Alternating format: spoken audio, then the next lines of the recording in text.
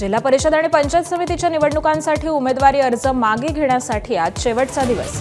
आजच अंतिम यादी जाहीर केली जाणार असल्यानं लढतींचं चित्र स्पष्ट होणार।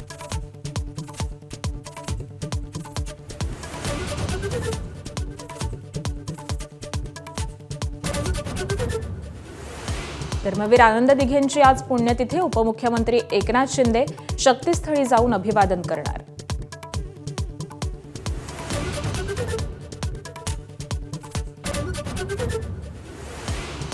मुंब्रा हिरवा करण्याच्या वक्तव्यावरून भाजपमध्येच मतमतांतर। गणेश नाईकांची जलील आणि सहर शेख यांच्या वक्तव्यावर नरमाईची भूमिका। तर 100 जन्म घेतले तरी जलील भगव्याला हात लावू शकत नाहीत, साटमांनी ठणकावलंय।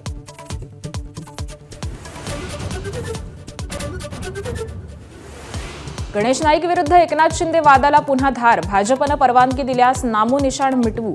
नाईकांच्या वक्तव्यानं शिवसेनेत संताप। उरल्यासुरल्या इब्रतीचे धिंदवडे काढले जातील, शिवसेनेचा इशारा।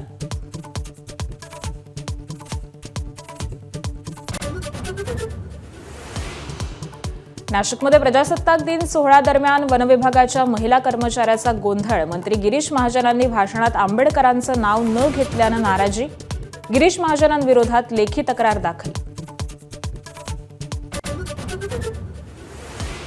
नाशिकहून निघालेलं किसान सभेचं लाल वादळ 3 ते 4 दिवसात मुंबईत धडकणार। मुंढे गावापासून मोर्चा मार्गस्थ। काल इगतपुरीत मुक्काम, तर आज ठाणे जिल्ह्यामध्ये प्रवेश करणार।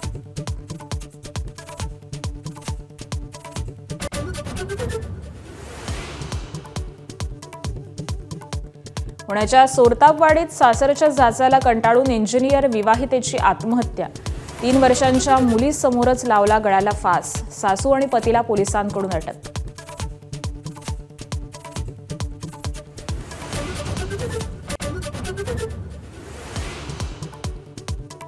चांदीच्या वाढत्या दराचा आलेख थांबता थांबेना। रुपेरीऐवजी प्रति किलो 3,60,000च्या घरात। गुंतवणूकदारांची चांदी, सर्वसामान्य ग्राहकांची कोंडी।